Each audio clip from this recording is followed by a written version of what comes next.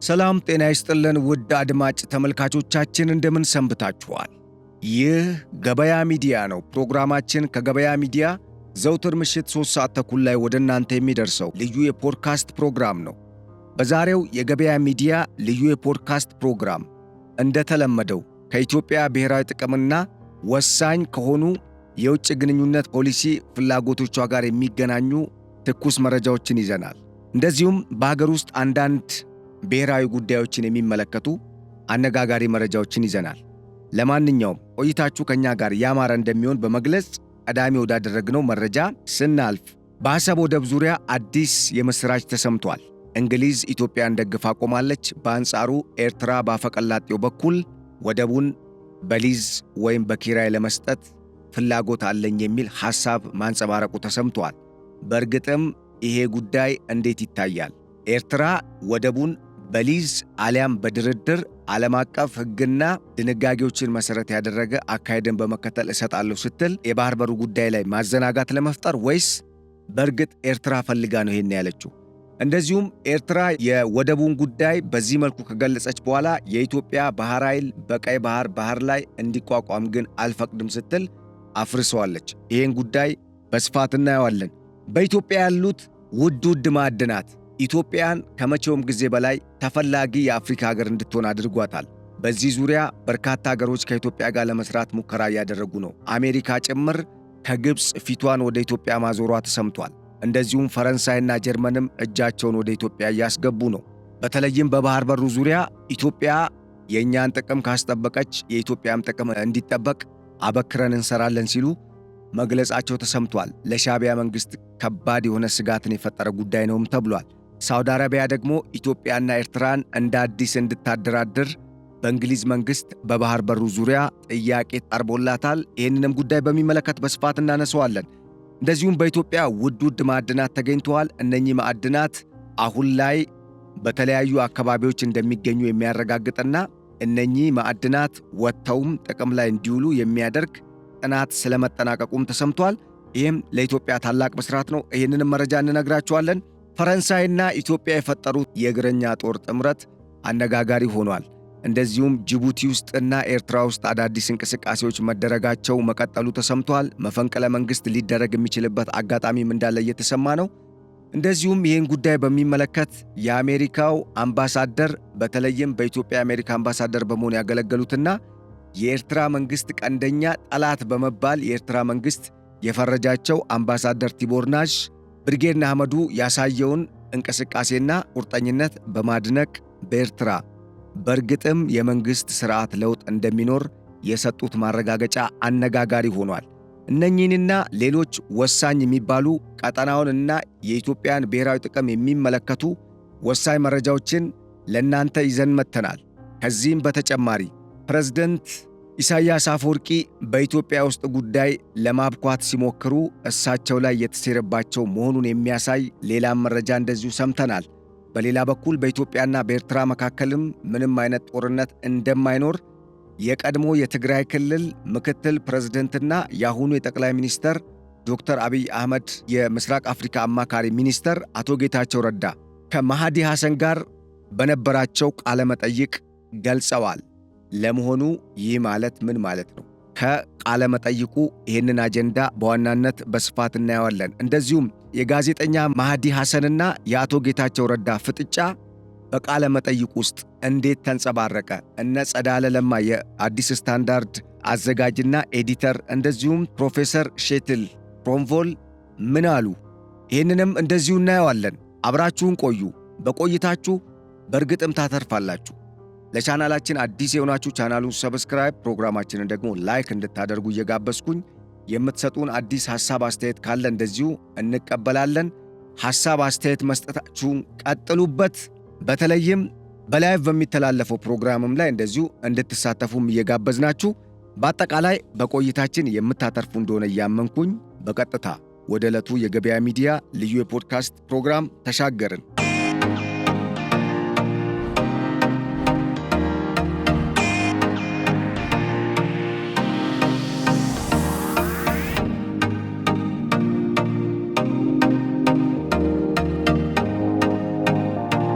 የአቶ ጌታቸው ረዳና የጋዜጠኛ ማህዲ ሐሰን ፍጥጫን በቀዳሚነት ለማየት እንሞክራለን።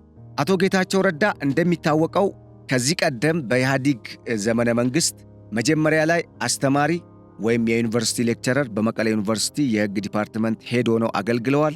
ከዛም በኋላ ወደ ፖለቲካው ሲቀላቀሉ ደግሞ የመንግሥት ኮሚኒኬሽን ሚኒስተርም ሆነው አገልግለዋል። እንደዚሁም ደግሞ በኋላ ላይ በኢትዮጵያ የመንግሥት ለውጥ መደረጉን ተከትሎ የህወሓት ወሳኝ ሰው ሆነው ማለትም ቃል አቀባይ ሆነው እንግዲህ ሰርተዋል። አሁን ላይ የጠቅላይ ሚኒስትር ዶክተር አብይ አህመድ ልዩ አማካሪ ናቸው በምስራቅ አፍሪካ ጉዳዮች ላይ።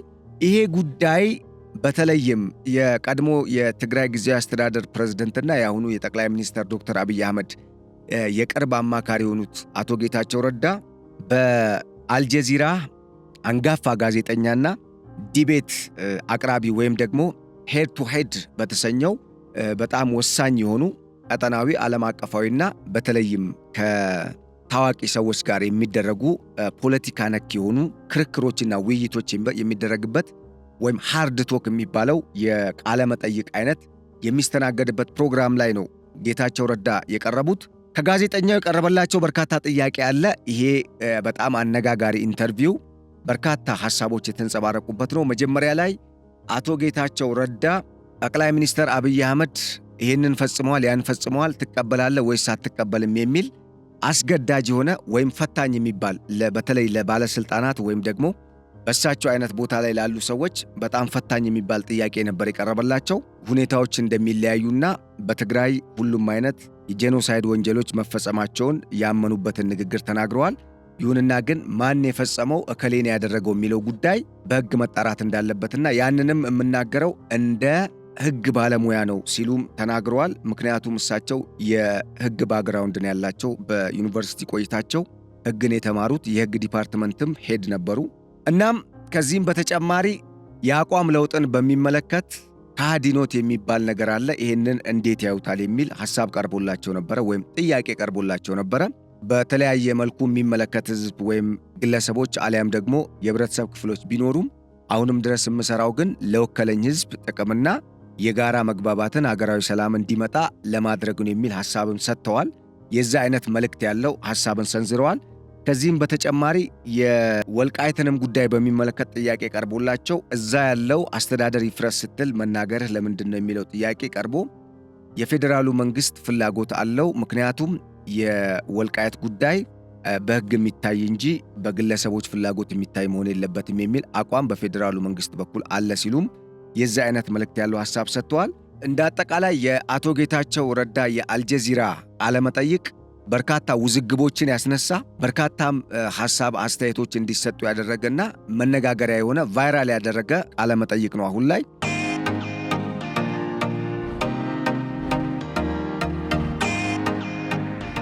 እዚህ ላይ አንድ የተናገሩት ነገር ግን የበርካቶችን ቀልብ ስበዋል። ጦርነት በሁለቱ ሀገራት መካከል አይኖርም ሲሉ ተናግረዋል። ይሄን ነገር ከዚህ ቀደምም ተናግረዋል አቶ ጌታቸው ረዳ። በሁለቱ ሀገራት መካከል የሚኖር ጦርነት አይኖርም አሉና እንዴት እንደዚህ ልትል ቻልክ ብሎ ጋዜጠኛ ማህዲ ጥያቄ ሲያቀርብላቸው ወደ ቡሬ አካባቢ ወደ ኢትዮ ኤርትራ ድንበር በተለይ በደቡብ ምዕራብ ኤርትራ ወይም ለኢትዮጵያ ደግሞ በሰሜን ምስራቅ ኤርትራ አካባቢ በቡሬ ድንበር አካባቢ ጉብኝት አድርገው እንደነበረና መንገዱን ሲመለከቱ በኢትዮጵያ በኩል የአስፋልት ዝርጋታ በከፍተኛ ወጪ ስለመዘርጋቱ ወይም የመንገድ ግንባታው እንደተጠናቀቀና የኤርትራ መንግስትም በዛ በኩል የዛ አይነት እንቅስቃሴ ላይ እንዳለ በአሁን ሰዓት በመናገር ያ ጦርነት የሚፈራው ጦርነት ቢኖር ኖሮ የኤርትራ መንግስትም የኢትዮጵያ መንግስትም ወደዚህ አይነት ሁኔታ ውስጥ አይገቡም ነበረ። ስለዚህ የመንገድ ግንባታው ራሱ በራሱ የሚያሳየው የዚህ አይነት የጦርነት ስጋት እንዳለ ሳይሆን ሁለቱ ሀገራት ወደ ጦርነት አይገቡም ሲሉ ነው አመክንዮ የሰጡት። ስትረስ የሚደረግበት ሐሳብ ነው በነገራችን ላይ። ምክንያቱም ጦርነት ያው እንደሚታወቀው አውዳሚ ነው። ነገሮች ካልባሱ፣ የህልውና ጥያቄ አደጋ ላይ ካልወደቀ፣ በጣም አስቸጋሪ ሁኔታ ውስጥ ካልገባን በስተቀር ጦርነት ተመራጭ አይደለም። ምክንያቱም አይደለም ለእንደ ኢትዮጵያና ኤርትራ ላሉ በኢኮኖሚ ማለት ነው ገና እያደጉ ያሉ አገራት ይቀርና ለእነ አሜሪካም ራሳቸው ሲያደርጉት ጦርነቱ አክሳሪ ነው።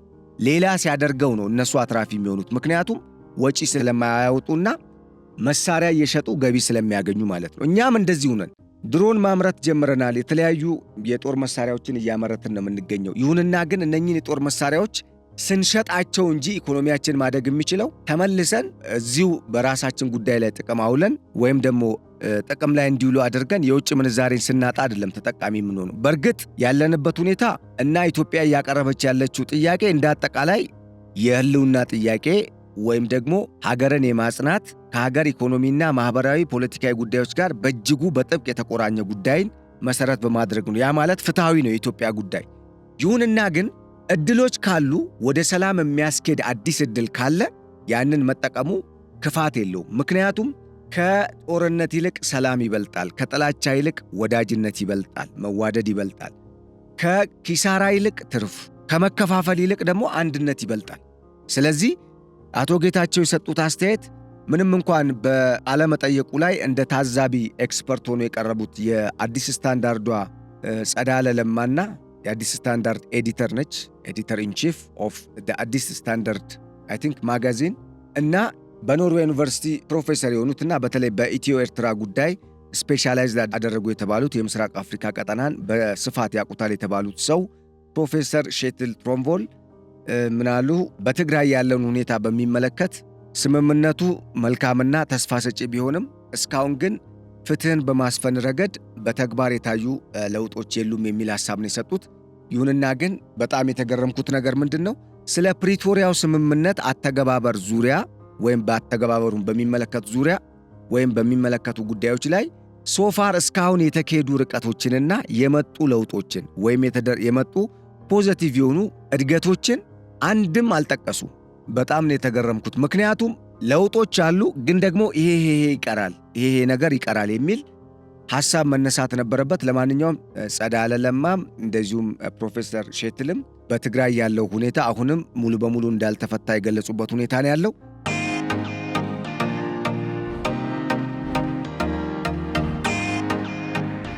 ወደ ፖይንቴ ስመጣ አቶ ጌታቸው በዘመናችን በጣም ጠንካራ የተባለ በጣም ጠንካራና ወይም በእንግሊዝኛው ፓወርፉል የተባለ አስቸጋሪና በጣም አስጨናቂ የሆነን ኢንተርቪው ነው በብቃት ተወጡ ማለት የሚቻለው። ለምንድነው ከተባለ ምላሹን የሰጡበት መንገድ፣ የሚታይባቸው ኮንፊደንስ፣ ነገሮችን አቅልሎ ለመመለስ ወይም ለሰዎች እንዲገባ አድርጎ ለመመለስ የነበራቸው ጥረት፣ እንደዚሁም ጋዜጠኛው በጣም ፍረጃ የተሞላባቸው በአንድ ወገን ብቻ ፍረጃ የተሞላባቸው ጥያቄዎችን ሁላ ሲያቀርብ ለእያንዳንዱ የየራሱ ስራው እንዳለውና በተለይ በፍትህ ማስፈን ዙሪያ እና የተጠያቂነትን ጉዳይ በሚመለከት ዓለም አቀፍ አደራዳሪ ቡድኑም የተሳተፈበት የፍትህ አካላት የሚሳተፉበት የፍትህ ስርዓት እንዲኖር የጠየቁበት መንገድ የበርካቶችን ቀልብ የሳበ ነው። ምክንያቱም በጦርነቱ ወቅት የኢትዮጵያ መንግስት ብቻ ሳይሆን በርካታ አካላት ወይም ኃይሎች የተሳተፉ ስለሆነ ያንን ጉዳይ በሚመለከት በዓለም አቀፍ ደረጃ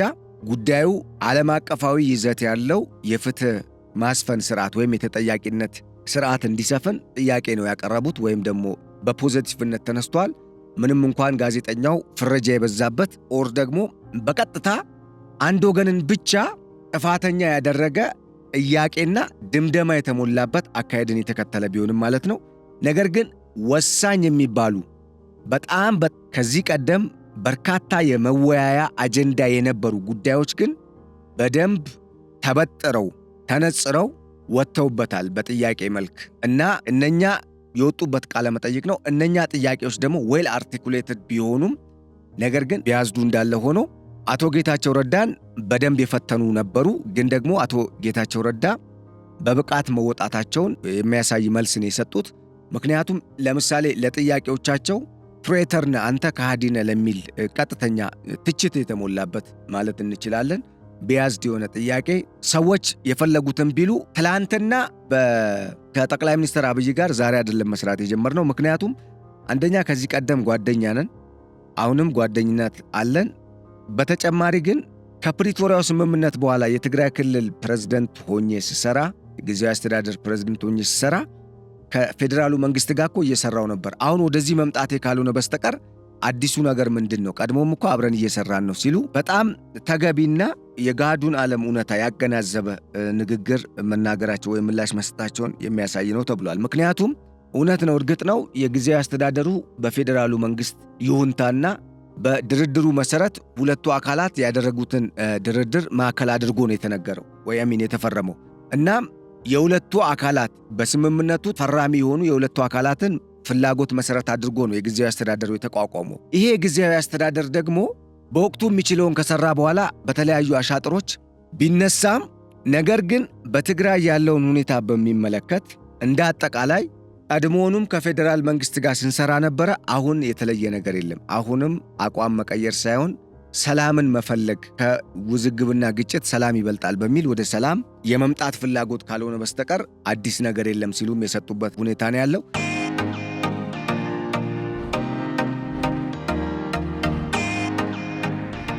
እንደ አጠቃላይ አቶ ጌታቸው ረዳና የጋዜጠኛ መሃዲ ሐሰን የአልጀዚራ ቃለ ምልልስ አሁን ላይ በተለያዩ የማህበራዊ ሚዲያ አማራጮች ቫይራል ያደረገና በጣም መነጋገሪያ የሆነ ጉዳይ ነው። እንደ አጠቃላይ ከዚህ ጉዳይ ወይም ከዚህ ቃለ መጠይቅ ምንድን ነው የምንረዳው የሚለውን ነገር አንደኛ ሰላም በመቀራረብና አብሮ በመስራት በመተላለፍ ካልሆነ በስተቀር መምጣት እንደማይችል ለዚህ ምሳሌ መሆን የሚቻል መሆኑን፣ ሁለተኛ በሐሳብ መለያየት ማለት ጠላትነት እንዳልሆነ አቶ ጌታቸው ከፌዴራል መንግስቱ ጋር ተጣምሮ በመስራት ያንንም ስራ ለመስራት ውሳኔ በማሳለፋቸው እየሰሩ ያሉትን ተግባር በማከናወናቸው አራያ መሆን እንደቻሉ፣ ሌላው ጉዳይ ሕግን ያልተከተለ አካሄድ መጨረሻው ተጠያቂ እንደሚያደርግና ለትችትም እንደሚዳርግ የተገነዘብንበት። ስለዚህ እነኚህ ሁኔታዎች ተዳምረው ከፌዴራሉ መንግስት ጋር በትክክል መስራት አስፈላጊ ነው ሲሉ አስተያየት እንዲሰጡ አድርጓቸዋል ማለት ነው። ሌላው ጉዳይ ምልከታን በሚመለከት የምርጫ ጉዳይን በሚመለከት እነኚህ ጉዳዮች አቶ ጌታቸው ረዳ አሁንም ደግሜ ለሆነ ስልጣን የምወዳደር አይነት ሰው አይደለሁም፣ ይልቁንም በትግራይ የተጀመረውን የለውጥ እንቅስቃሴ የሆነ ደረጃ ለማድረስና ለወጣቱ ስልጣንን ለማስተላለፍ ወይም የሚገባው ሰው ቦታውን እንዲይዝ ለማድረግ የሚደረግ ጥረት እንደሆነና በዛም ምክንያት ፓርቲያቸው እንደተገነባ የገለጹበት ሁኔታ አለ። ኦል ኢን ኦል የቀድሞ የትግራይ ጊዜያዊ አስተዳደር ፕሬዝደንትና የአሁኑ የጠቅላይ ሚኒስትር ዶክተር አብይ አህመድ አማካሪ ሚኒስትር አቶ ጌታቸው ረዳ በጣም አስቸጋሪና አዳጋች በሆነው ኢንተርቪው ውስጥ መረጋጋትና ነገሮችን በአግባቡ ማስረዳት የመቻላቸው ጉዳይ በርካቶችን አነጋግረዋል ማለት ነው። ይሄ እንዳለ ሆኖ ከዚህ በተጨማሪ ደግሞ የባለስልጣናት እንደዚህ አይነት በጣም ሃርድ ቶክ የሚባሉ ውይይቶች ላይ ቀርበው በዚህ መልኩ እየተፋጠጡ ሐሳብ አስተያየታቸውን የመግለጽም ልምድ እንግዲህ በመንግስት ደረጃ ትኩረት እየተሰጠው መምጣቱን የሚያሳይና ይሄ ደግሞ ጥሩ ነው በነገራችን ላይ እና እንደ አጠቃላይ መነጋገሪያ በሆነው በዚህ ቃለመጠይቅ ላይ ጦርነት በሁለቱ ሀገራት መካከል አይኖርም የሚለው ጉዳይ አነጋጋሪ እንደሆነ ገልጸናል ማለት ነው።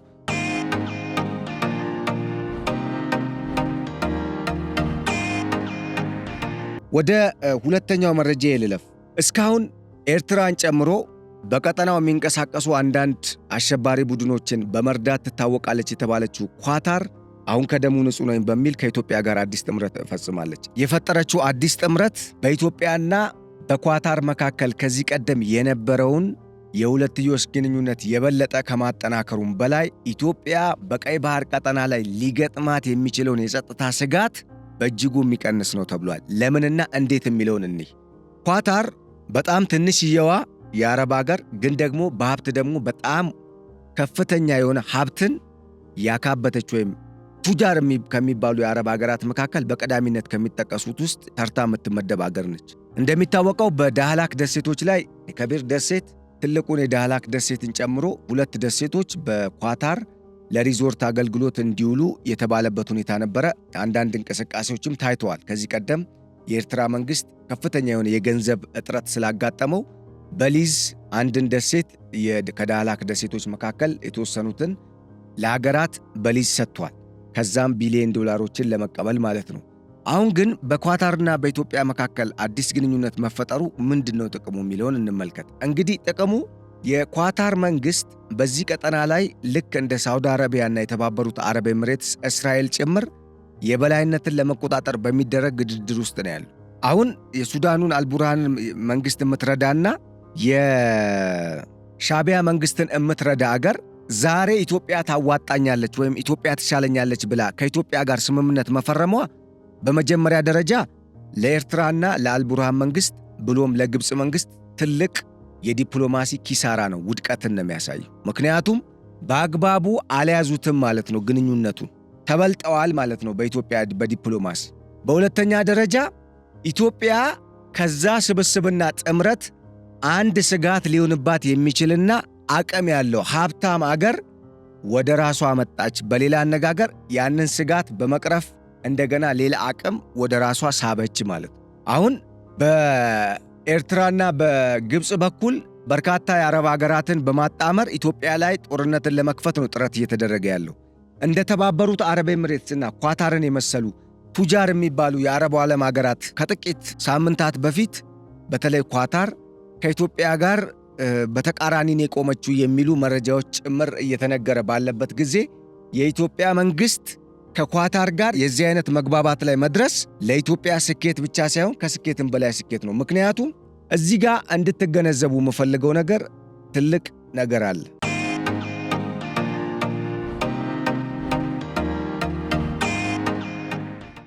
ምንድነው ካላችሁኝ፣ አረቦቹ በግብፅ ሐሳብ ተታለው ነው እንጂ የጠሉን። በእርግጥ ለምን እነሱ ማስተዋል አቃታቸው? ለምንድነው እኛን ቢያንስ ምን አይነት ሀገር እንደሆንን እንኳን ለምንድነው በወቅቱ ያልታያቸው የሚለው ጉዳይ እንደ ድክመት ቢቆጠርም፣ ነገር ግን የኢትዮጵያና የኳታር አዲስ ጥምረት ደግሞ ይሄንን የነበረውን በኢትዮጵያና በኳታር መካከል የነበረውን አስተሳሰብ በተለይ አረቡ ዓለም ስለ ኢትዮጵያ የሚመለከትበትን አንግል ግንዛቤውንና ያለውን አጠቃላይ ጥላቻ እንዲቀይር ከተባበሩት አረብ ኤምሬትስ በተጨማሪ ሌላ ትልቅ ዕድልን የሚፈጥር ነው። ምክንያቱም የምታስታውሱ ከሆነ ከዚህ ቀደም የተለያዩ ቪዲዮዎች ስንሰራ ግብፅ አንድም ወራጅ ውሃ የሌለባት እኔ ይሄኔ ያለኝ ብላ የምትመካበት ውድ የሆነ የተለየ የተፈጥሮ ማዕድን የሌላት ቀጠናውን በማተራመስ የአባይን ውሃ በብቸኝነት ብቻዋን በመጠቀምና ከነ አሜሪካና ከነ አውሮፓ ኅብረት ባላት ስትራቴጂካዊ አቀማመጥ ምክንያት ከምታገኘው የድጋፍ ገንዘብና የሲዩዝ ካናል በመገንባቱና በግብፅ ውስጥ በማለፉ ምክንያት ከመርከብ ኮቴና ኪራይ ወይም ደግሞ በዛ ጋር ሲያልፉ ቲኬት ወይም ቦኖ እየቆረጠች ከምታስከፍለው ወይም ከሲዩዝ ካናል በአጠቃላይ ከምታገኘው ገቢ ውጪ ሌላ ገቢ የሌላት አገር እንደሆነች ይታወቃል። ታዲያ ግብፅ በምን ሰርቫይቭ አረገች ሲባል አንድ በአባይ ነው፣ አንድ በእነ አሜሪካና በአውሮፓ ኅብረት እርዳታ ነው፣ ሌላው በሲዩዝ ካናል ገቢ ነው። ሌላ ገቢ የላትም ግብፅ። ማዕድን የተትረፈረፈ ወይ ደግሞ የምመካበት የምትለው ማዕድን የላትም። ምድሯ ምድረ በዳ ነው። አይደለም ማዕድን ለማውጣት ወይም እርሻ ለመዝራት እዛ ውስጥ ለመቆየት ራሱ አስቸጋሪ የሆነ የአየር ጸባይ ያለው ነው። በተጨማሪ የግብፅ የሕዝብ ቁጥርን ታውቃላችሁ፣ የሚናቅ አይደለም። ይሄን ሁሉ ሕዝብ እንደ ሌላው አረብ ዓለም አይደለም የምታኖረው። የግብፅ ሕዝብ በአብዛኛው ድሃ ነው። ይሄንን የተሸከመችው ግብፅ ኢትዮጵያን ታዲያ በምን ልታጠቃ ቻለች? ጨዋታው ወይም ወሳኙ ጥያቄ ይሄ ነው። ግብፅ ኢትዮጵያን ልታጠቃ የቻለችበት ዋናው ጉዳይ የግብፅ መንግሥት ኢትዮጵያን የአረቦች ጠላት፣ የእስልምና ሃይማኖት ጠላት በማድረግ በአረቡ ዓለም ያሰራጨው የሐሰት ትርክትና መረጃ ነው ኢትዮጵያን ያልሆነ ግምት እንዲሰጣትና አረቦቹ በተለይ ኢትዮጵያን ጸረ አረብ አድርገው እንዲያስቡ ምክንያት በመሆኑ ምክንያት ጸረ ኢትዮጵያ የሆኑ ማናቸውም አይነት እንቅስቃሴዎችን እንዲደግፉና ኢትዮጵያን እንዲያዳክሙ ምክንያት የሆነው ማለት ነው። ስለዚህ አሁን እንደ ኳታር፣ እንደ ተባበሩት አረብ ኤምሬትስ ራሷ ሳውዲ አረቢያም ወደዚህ የምትመጣ ከሆነ የአረቡ ዓለም ስለ ኢትዮጵያ ያለው እሳቤና አጠቃላይ እይታ፣ አተያይ፣ ግንዛቤው ይቀየራል ማለት ነው። ለምን? በወቅቱ አብዛኛውን ጊዜ ለተቃዋሚዎች ማስታጠቂያ በአገር ውስጥም ከአገር ውጭም ለሚደረጉ በኢትዮጵያ ውስጥ ለውጥ እንዲመጣ የሚፈልጉ አካላት ሁሉም በሚያደርጉት እንቅስቃሴና አጠቃላይ የትጥቅ ትግል ውስጥ ወይም በነበረው የትጥቅ ትግል ሂደት ውስጥ ለምሳሌ የኤርትራን ነፃ አውጪ ጦር ኢፒኤልኤፍ ማየት ይቻላል። በኋላ ላይም ህወሓትንም ትንሽ ደግፈዋል ይባላል። ግን በአጠቃላይ በተለይ በሶማሊያ ውስጥና በኢትዮጵያ ውስጥ የሚደረጉ የተቃዋሚዎች የትጥቅ ትግልን በሚመለከት አብዛኛው ለተቃዋሚዎች ሲደገፍ የነበረው የገንዘብ ድጋፍ ወይም ሲደረግ የነበረው የፋይናንስ ድጋፍ ከነኚህ ከአረቡ ዓለም ሀገራት የሚመጣ ነበረ። የሚገርማችሁ ግብፅ ቢዝነስ ስትሰራበት ነበር። የኢትዮጵያን የተቃውሞ እንቅስቃሴ ግብፅ ቢዝነስ ስትሰራበት ነው የነበረው።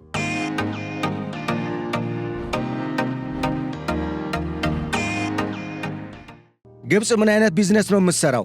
ለኢትዮጵያ ተቃዋሚዎች የሚሰጠውን ከአረቡ ዓለም የሚመጣውን ገንዘብ የምትችለውን ለራሷ ትወስድና የተወሰነውን ደግሞ ለነሱ በመስጠት ወይም ደግሞ የተለያዩ እንቅስቃሴዎች እንዲደረጉበት በማድረግ ከዛ የተቀረውን ለራሷ ትጠቀምበት ነበር፣ ቀንሳ ማለት ነው።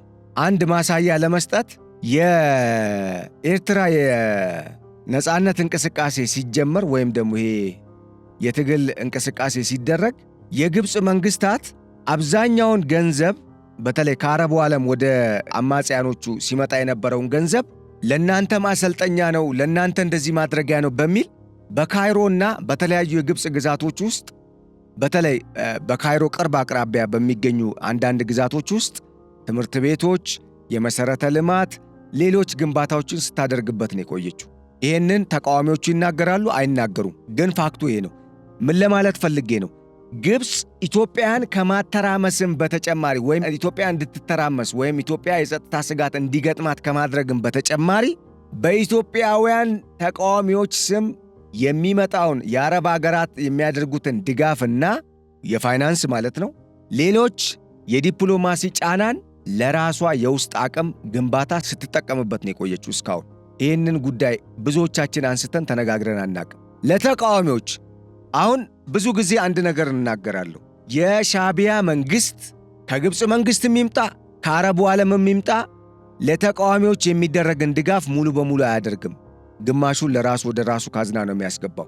ይህንን የተማረው ከነ ገማል አብዱናሲር ዘመን የፖለቲካ አካሄድ ነው። ምክንያቱም ኤርትራ የተገነጠለችው ራሱ በናሲሪዝም ወይም በአረቢዝም አጀንዳ እንጂ በራሳቸው አይደለም። ምክንያቱም ለሻዕቢያ መንግስት ወደ ስልጣን መምጣት ሳውዲ አረቢያም፣ ኳታርም፣ ኢራቅም፣ ሶሪያም፣ ሊቢያም፣ ሊባኖስም እንደገና ደግሞ የፍልስጤሙ በያሲር አረፋት የሚመራ የነበረው ፒኤልኦ መሰለኝ ፓላስታይን ሊበሬሽን ኦርጋናይዜሽን አይ ቲንክ ድጋፍ ሲያደርጉለት ነው የነበረው። እናም በወቅቱ ግብፅ ከአረቡ ዓለም ወደ እነኚህ ተቃዋሚዎች እሷ ወደ አደራጀቻቸው ተቃዋሚዎች የሚመጣን ገንዘብ በከፊል ለራሷ ትወስድና ማወክ የሚችሉበትን ነገር ብቻ ነው ለነሱ ስትሰጥ የነበረው። ከዚህ በላይ ግን አስገራሚው ነገር ኢትዮጵያ የሙስሊም ጠላት ሆና እንድትሳል ወይም ደግሞ ኢትዮጵያን የእስልምና ሃይማኖት ጠል አገር አድርጋ በአንጻሩ ራሷን የእስልምና ሃይማኖት ዘብ አድርጋ ነበር ለአረቦቹ ስታቀርብ የነበረው። አስገራሚው ነገር ግን እነኛ አገራት ተሰብስበው ተደምረው እነሱ ውስጥ ያለው የሙስሊም ህዝብ ኢትዮጵያ ውስጥ ካለው የሙስሊም ህዝብ ቁጥር አይበልጥም። ኢትዮጵያ ውስጥ ያለው የሙስሊም ህዝብ ቁጥር ይበልጥ ነበር፣ ከነሱ በሁለት እጥፍ ይበልጣል። ለምሳሌ ኳታር ውስጥ ስንት ሚሊዮን ህዝብ ነው ያለው? የተባበሩት አረብ ኤምሬትስ ውስጥ ስንት ህዝብ ነው ያለው? ራሱ አረቦቹም ብቻ የሚመለከት ማለት ነው። አይገናኝም። ኢትዮጵያ ውስጥ ካለው የሙስሊም ህዝብ ጋር በእጅጉ የተራራቀ ነው። ይሄ ሆኖ ሳለ ግን ኢትዮጵያ ሙስሊም ጠል አገር እንደሆነች በማመላከት ግብፅ ኳታርንም ሳውዲ አረቢያንም ራሷ የተባበሩት አረብ ኤምሬትስንም ኦማንንም የመንንም ሌሎቹ የአረብ ሀገራትም ጭምር እንዲጠሏት ኢትዮጵያን በማድረግ በጣም ኢትዮጵያ ላይ ከፍተኛ የሆነ አሻጥርና እስካሁንም ድረስ ኢትዮጵያ ዋጋ እየከፈለችባቸው ያሉ ታሪካዊ ስህተቶች የተሰሩባቸውን አሻጥሮችን፣ ዲፕሎማሲያዊ ኪሳራዎችን በኢትዮጵያ ላይ አድርሳለች፣ ፈጽማለች።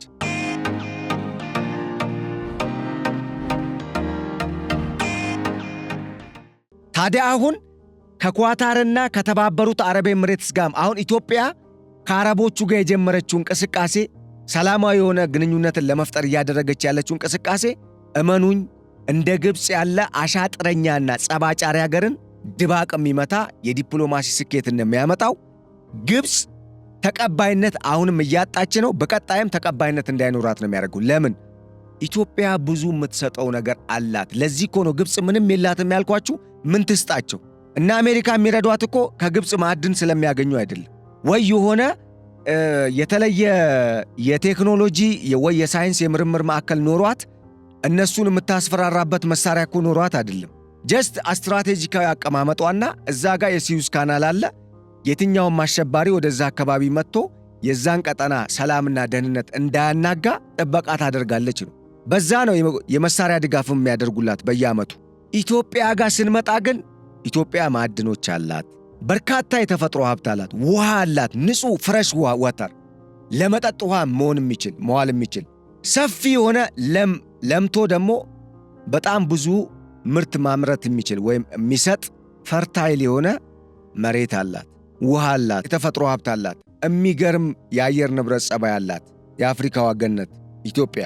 ቢሳሉ እንኳን ቢፈልጉ እንኳን ምናልባት በመለኮታዊ ኃይል ታሪክ ካልተቀየረ በስተቀር በሰውኛ ፈጽሞ ሊያገኙ የማይችሉት በርካታ ሀብቶች ኢትዮጵያ አላት። እነኛን ሀብቶች ኢቭን የሃይማኖት መቻቻሉና መከባበሩ ራሱ ትልቅ ጸጋ ነው ለኢትዮጵያ። እነኚህን ነው እየገለጸች ያለችው ኢትዮጵያ ለአረቦቹ። እናም ኢንጂነር አይሻ ኳታር ሄደው ከኳታሩ የመከላከያ ሚኒስተርና ምክትል ጠቅላይ ሚኒስተር ሼክ ሳውዲ ቢን አብዱራህማን ቢን ሐሰን አልታኒ ጋር ውይይት አድርገዋል። በኢትዮጵያና በኳታር መካከል የሁለትዮሽ ግንኙነትን ማጠናከር ስለሚቻልባቸው ጉዳዮች ዙሪያና በተለይ በሁለቱ ሀገራት የንግድ የወታደራዊና ከጸጥታና ደህንነት ጉዳዮች ጋር በተገናኙ የተለያዩ ስራዎች ላይ አብረው ለመጣመር በተለይ በዋናነት በወታደራዊ ትብብር ዘርፍ በጥምረት አብረው ለመስራት የሚያስችል እንቅስቃሴን እያደረጉ ነው ያሉት።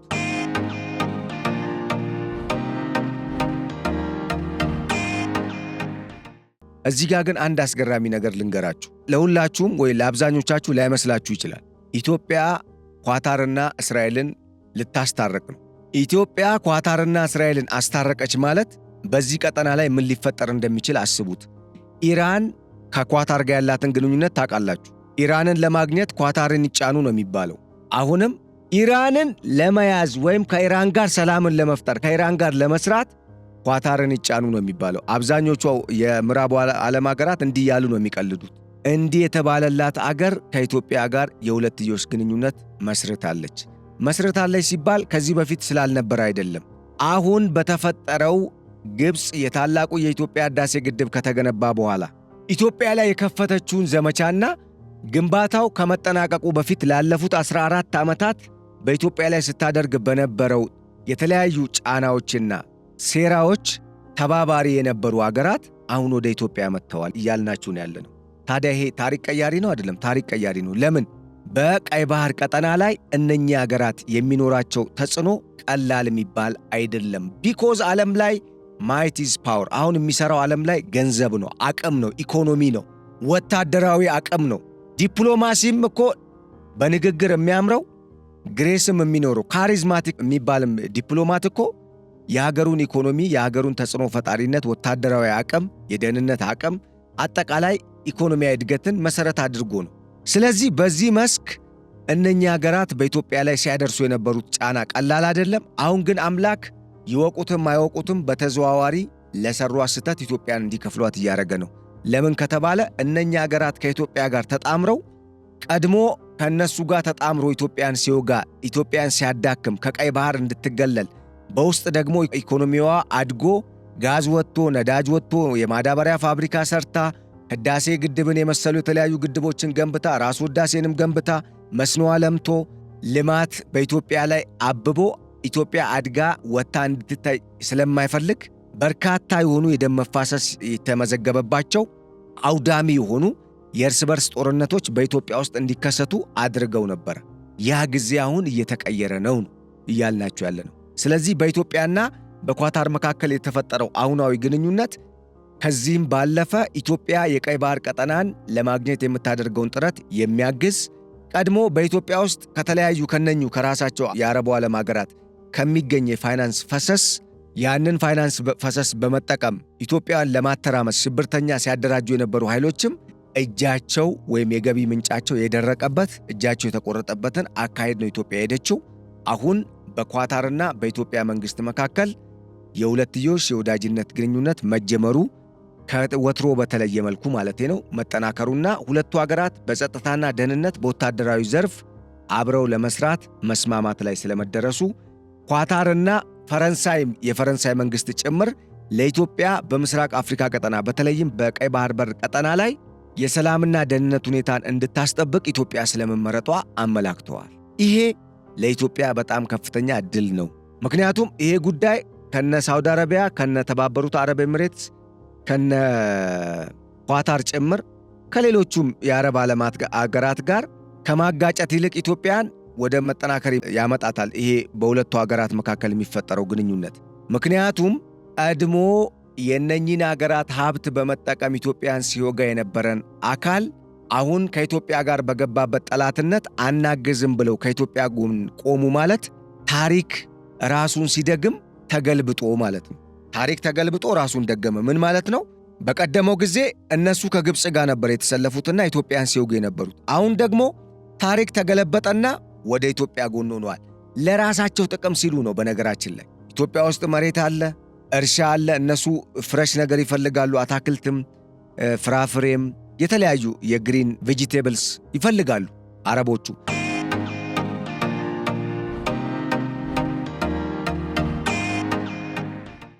እነኚህን አጠቃላይ የግብርና ምርቶችን፣ ውሃውን፣ ለምሳሌ የባህር በሩን ኢትዮጵያ ብታገኝ በኢትዮጵያና በሳውዲ አረቢያ መካከል የሚኖረው በባህር የሚለያዩበት የድንበር ርቀት በጣም ጥቂት ኪሎ ሜትር ነው። ስለዚህ ኢትዮጵያ በታናል አማካኝነት ውሃ ለሳውዲ አረቢያ፣ ቀጥሎ ለኳታር፣ ለተባበሩት አረብ ኤምሬትስ እንዳጠቃላይ ያንን የአረቡ ዓለምን ቀጠና ማዳረስ ትችላለች።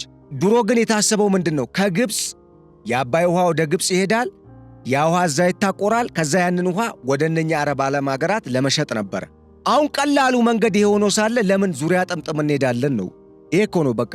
ምንም ሌላ ማትሪክስ አያስፈልገውም፣ ሌላ ፎርሙላ አያስፈልገውም፣ ሌላ ፊዚክስ ማምጣት አያስፈልግም። ፖይንቱ እዚህ ጋር ነው። ዊን ዊን አፕሮች ማለት ይሄ ነው። እኛ እንጠቅማቸዋለን፣ እነሱም ይጠቅሙናል።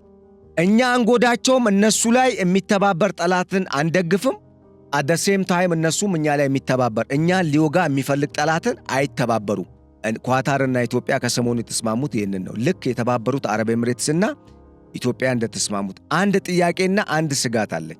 ምናልባት ኳታር፣ የተባበሩት አረብ ኤምሬትስ፣ ሳውዲ አረቢያ፣ እስራኤል፣ ኢራን በዚህ ቀጠና ላይ የበላይ ለመሆን እየተፎካከሩ ነው። በተለይ በጣም አስገራሚው ነገር ኢራንና እስራኤል ይፎካከራሉ፣ የበላይ ነን ብለው ያስባሉ። በዚህ በአረቡ ባሕረ ሰላጤ ቀጠና በተለይ ደግሞ እነኛ አሁን የጠሯቸው ሀገራት የሚገኙበት አካባቢ ደግሞ ሳውዲ አረቢያና የተባበሩት አረብ ኤምሬትስ ለቀጠናዊ የበላይነት ፉክክር ውስጥ ናቸው። በተመሳሳይ ኳታርም እየተፎካከረቻቸው ነው። ኳታር ግን አንድ ስጋት አላት። በሳውዲ አረቢያ እዋጣለው የሆነ ጊዜ የሚል ስጋት አላት። ምክንያቱም ኳታር የሳውዲ አረቢያ ግዛት ነበረች። ቢፎር ያው በቅኝ ግዛት ዘመን ነው አገር የሆነችው እንጂ ቀድሞ አንድ የሳውዲ አረቢያ ጎሳ አካል እንደነበረች ነው የሚነገረው። እናም ለኢትዮጵያ የሚጠቅመው ነገር ምንድነው ካላችሁኝ፣ ሳውዲ ኳታርን የሆነ ጊዜ ትጠቀልላለች የሚል ስጋት አለ። በአንጻሩ ኳታር ደግሞ እንዳትጠቀለል ከነ ሳውዲ አረቢያ ጋር በቀጠናዊ ጉዳዮች ባላንጣ ከሆነ ኃይል ጋር እንደ ኢራን ከመሰለች ኃይል ጋር ነው ተጣምራ ያለችው። በተመሳሳይ ኳታር በመካከለኛው ምስራቅ የአሜሪካ ግዙፍ ሰራዊት ያለባት ሀገር ነች። የአሜሪካ ስትራቴጂክ አጋር ነች። ያው እነኚህ ሶስቱም ሀገራት ይታወቃል፣ ኩዌትንም ጨምሮ። ኩዌትም፣ ኳታርም፣ ሳውዲ አረቢያም፣ የተባበሩት አረብ ኤምሬትስም፣ ኦማንም የአሜሪካ ፕሮክሲዎች ናቸው። ነገር ግን በቀጠናዊ ጉዳዮች ላይ በእንደዚህ አይነት ቀጠናዊና አህጉራዊ ጉዳዮችን በሚመለከቱ አጀንዳዎች ላይ ግን የራሳቸው የሆነ ብሔራዊ የውጭ እና የሀገር ውስጥ ብሔራዊ ጥቅማቸውን የሚያስጠብቁበት ስትራቴጂ ያላቸው፣ ፖሊሲ ያላቸው።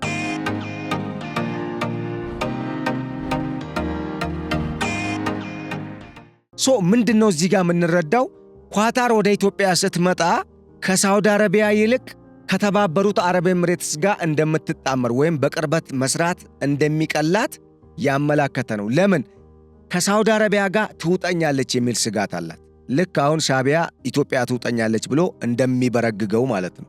ስለዚህ ኳታር ከተባበሩት አረብ ኤምሬትስ ጋር ዛት ማች ኮንፍሊክት ኦፍ ኢንተረስት የላትም፣ ወይም ደግሞ ወደ ሰጣ ገባ ውስጥ የሚያስገባ ፊት ለፊት አምጥቶ ሊያላትም የሚችል ወይም ሊያጋጭ የሚችል የፈጠጠ ወይም አግጦ የሚወጣ ግጭት አይኖራቸውም ማለት ነው።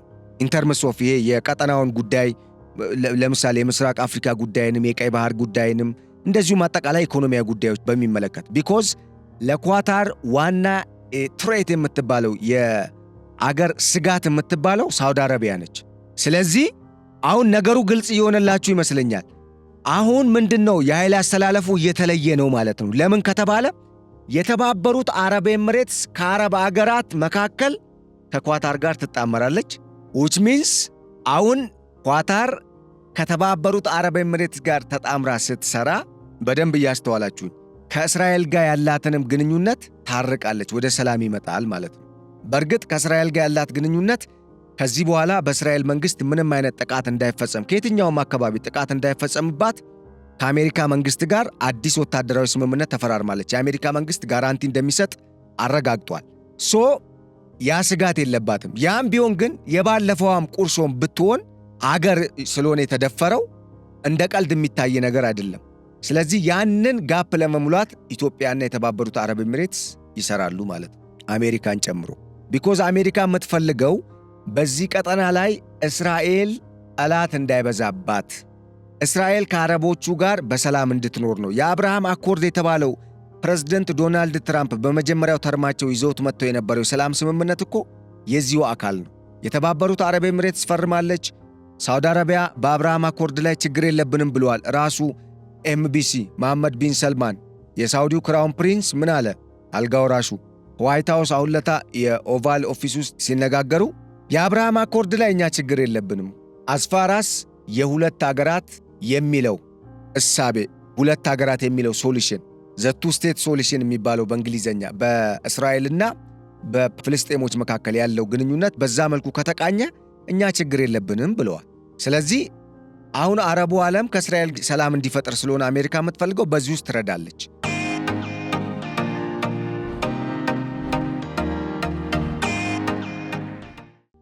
አሁን በቀጣይ ሳውዲ አረቢያና ግብፅ፣ ሱዳን፣ ሶሪያ እና ምናልባት ነገሮች እየለዘቡ ከመጡ የመን አንድ ላይ ሊሆኑ የሚችሉበት አጋጣሚ ይፈጠራል። ነገር ግን የመን ውስጥ ደግሞ ከሳውዲ አረቢያ ጋር በጣም ጥላቻ ያለው ከሳውዲ ጋር የማይስማማ ሁቲ የተሰኘ ቡድን አለ። ይሄ ቡድን የሚስማማው በብዛት ከማን ጋር ነው? ከኢራን ጋር ነው። ኢራንን ወደ ራሷ ለማምጣት ምን ታደርጋለች? ሳውዲ አረቢያ ከዚህ በፊትም ከኢራን ጋር ያላትን ግንኙነት ለዘብ አድርጋለች። በአንጻሩ አሁን ግንኙነቱ እዚህ ጋር ግልጽ እንዲሆንላችሁ ፓኪስታንን ልትጠቀም ትችላለች። ሳውዲ አረቢያ ቢኮዝ ሳውዲ አረቢያና ፓኪስታን የኒኩለር መሳሪያ ራሱ ለመለዋወጥ ማለት በአንዱ ላይ የተቃጣ በሌላኛው አገር ላይ የተቃጣ የደህንነት ስጋት ነው የሚል ጠበቅ ያለ ወታደራዊ ስምምነት ተፈራርመዋል። ከኢትዮጵያ ጋር ከተፈራረመችው ከግብፅ ጋር ከተፈራረመችው በተለየ መልኩ ማለት ነው። ፓኪስታን ከሳውዲ ጋር ነው የተፈራረመችው። ባለፈው እስራኤልና ኢራን መካከል በተደረገው ጦርነት የ12 ቀኑ ጦርነት ፓኪስታን ኢራንን ለመርዳት ፈቃደኛ እንደሆነች ገልጻ ነበር። ያ ማለት አሁን ሳውዲ ኢራንን በእጇ ለማስገባት ወይ ከራሷ ጋር ወደ ራሷ ለማምጣት ፓኪስታንን ልትጠቀም ትችላለች። ነገር ግን አንድ ነገር አለ።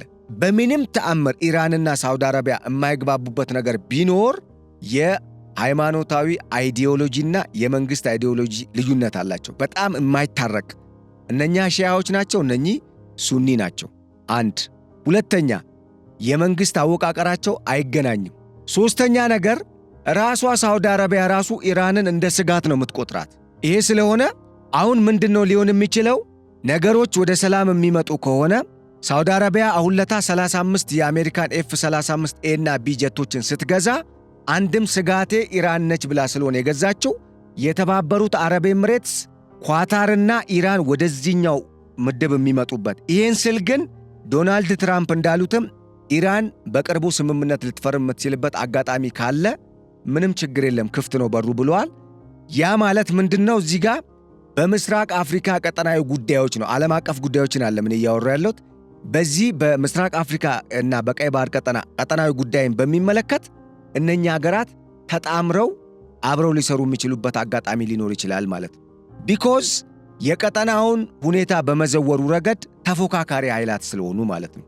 እና ኳታር ባጭሩ ሳውዲ አረቢያን እንደ ስጋት ትመለከታለች። ሳውዲ አረቢያ ደግሞ ኳታር የኔ ግዛት ነች ትላለች። እንደገና ኢራን ከሳውዲ አረቢያ ጋር በቀጠናዊ ጉዳዮች ላይ ፉክክር ውስጥ ነች። አይዲዮሎጂካሊ አይገናኙም። አሁንም እርስ በርስ ስጋት አላቸው። በአንጻሩ ኳታር ከኢራን ጋር የጠበቀ ግንኙነት ነው ያላት። በሌላ በኩል ኳታር ከሳውዲ አረቢያ ይልቅ ከተባበሩት አረብ ኤሚሬትስ ጋር ቢዝነስን መስራት ይቀላታል። ለኢትዮጵያ የቱ ነው የሚጠቅማት? እንደገና በዚህ አካሄድ ስታዩት ኳታር ከኤርትራ ይልቅ ኢትዮጵያን፣ ከግብፅ ይልቅ ኢትዮጵያን የምትመርጥበት እድል ሊኖር ይችላል። በዋናነት ግን ከኤርትራ ይልቅ ኢትዮጵያን ልትመርጥ የምትችልበት አጋጣሚ ሊኖር እንደሚችል መዘንጋት የለብንም። እኔ እንደዛ ነው የሚሰማኝ። ግብፅን በሚመለከት ምናልባት አረብ ሀገርም ስለሆኑ የነበረም ሌላ ብዙ ቁርኝትም ስላለ ኢትዮጵያን ታስበልጣለች የሚለው ጉዳይ በጊዜ ሂደት የሚታይ ሊሆን የሚችል ነው የሚሆነው። ምክንያቱም በድፍረት አሁን ከግብፅ ኢትዮጵያን ትመርጣለች ብሎ መደምደም አይቻልም። ነገር ግን ከኤርትራና ከኢትዮጵያ ጋር በተያያዘ ኳታር ከኤርትራ ይልቅ ኢትዮጵያን ልትመርጥ የምትችልበት ቴንደንሲ እንዳለ የሚያሳይ ነው። በቀጣይ ግን እናያቸዋለን፣ ለውጦች ሊኖሩ ስለሚችሉ። እንደ አጠቃላይ ይሄ ነው።